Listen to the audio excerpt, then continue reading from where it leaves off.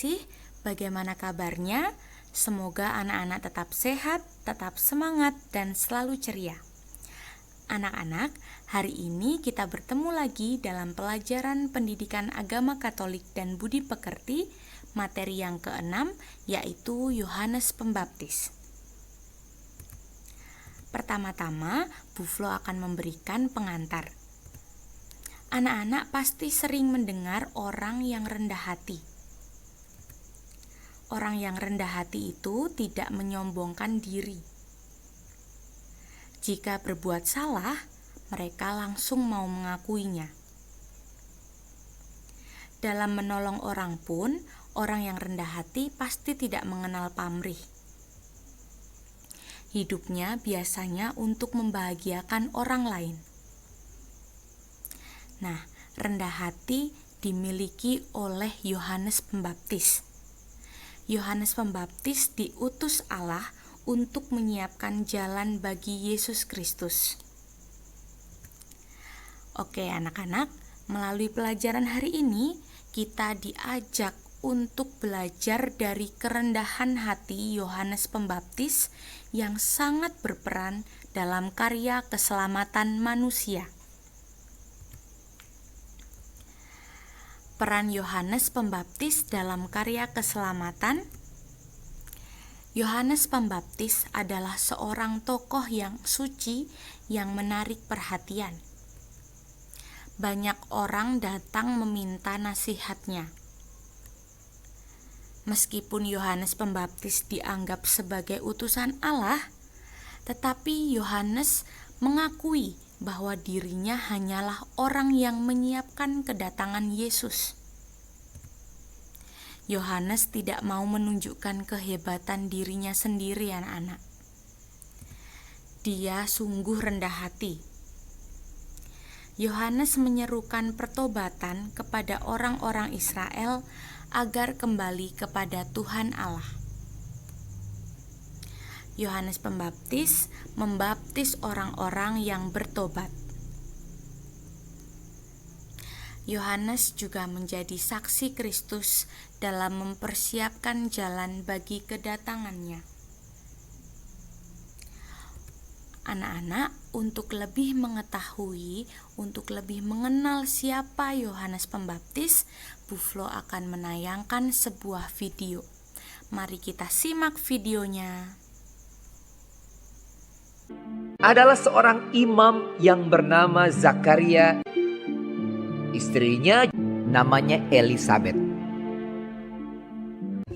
Dan ia pun melahirkan seorang anak laki-laki. Namanya adalah Yohanes.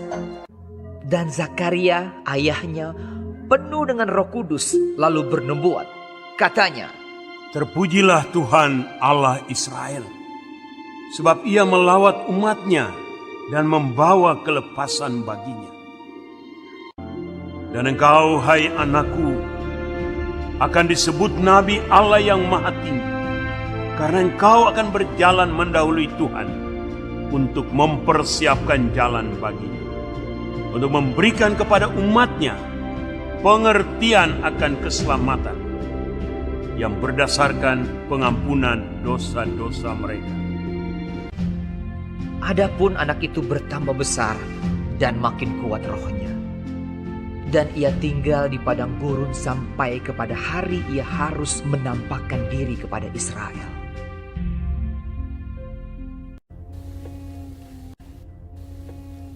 Yohanes memakai jubah bulu unta dan ikat pinggang kulit. Dan makanannya belalang dan madu hutan.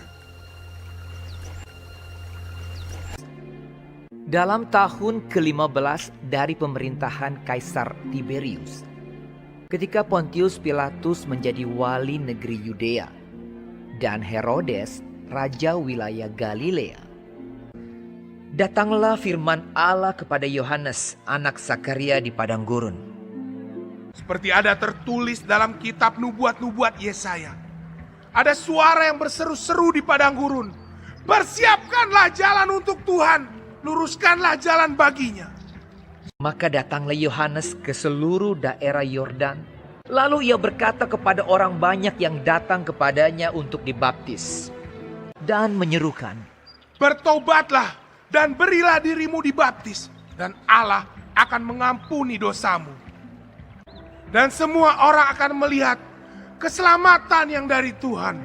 Setiap lembah akan ditimbun, dan setiap gunung dan bukit akan menjadi rata. Yang berliku-liku akan diluruskan, yang berlekuk-lekuk akan diratakan. Jadi hasilkanlah buah-buah yang sesuai dengan pertobatan. Orang banyak bertanya kepadanya. Jika demikian, apakah yang harus kami perbuat? Jawabnya, Barang siapa mempunyai 2 helai baju, dan barang siapa mempunyai makanan, hendaklah ia membaginya dengan yang tidak punya. ada datang juga pemungut-pemungut cukai untuk dibaptis dan mereka bertanya kepadanya. Guru, apakah yang harus kami perbuat? Jawabnya, Jangan menagih lebih banyak daripada yang telah ditentukan bagimu. dan prajurit-prajurit bertanya juga kepadanya. Dan kami, apakah yang harus kami perbuat? Jawab Yohanes kepada mereka, Jangan merampas, dan jangan memeras, dan cukupkanlah dirimu dengan gajimu. Aku membaptis kamu dengan air, tetapi ia yang lebih berkuasa daripadaku akan datang, dan membuka tali kasutnya pun aku tidak layak. Ia akan membaptis kamu dengan Roh Kudus dan dengan api. Dengan banyak nasihat lain, Yohanes memberitakan Injil kepada orang banyak. Anak-anakku, setelah kita melihat video yang telah Bu Flo tayangkan tadi, kita dapat meneladani pelayanan Yohanes Pembaptis. Kita bisa belajar banyak hal dari Yohanes Pembaptis. Apa saja yang bisa kita pelajari? Yang pertama, Yohanes menyiapkan jalan bagi Yesus tanpa menganggap dirinya hebat. Jadi Yohanes ini selalu rendah hati dan tidak sombong. Yohanes melayani orang-orang yang datang kepadanya tanpa membeda-bedakan. Yohanes memberi nasihat, membaptis orang, dan mengajak orang bertobat. Dan yang terakhir, Yohanes memiliki sikap yang rendah hati, sederhana, jujur, rajin berdoa, dan bekerja keras. Inilah hal-hal yang bisa kita pelajari dari Yohanes Pembaptis.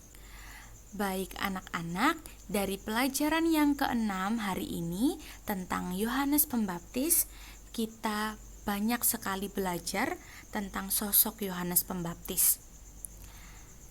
Kita juga diharapkan dapat menerima panggilan Tuhan seperti Yohanes Pembaptis. Kita juga diharapkan dapat menjadi pembuka jalan bagi hadirnya Yesus dalam diri orang lain.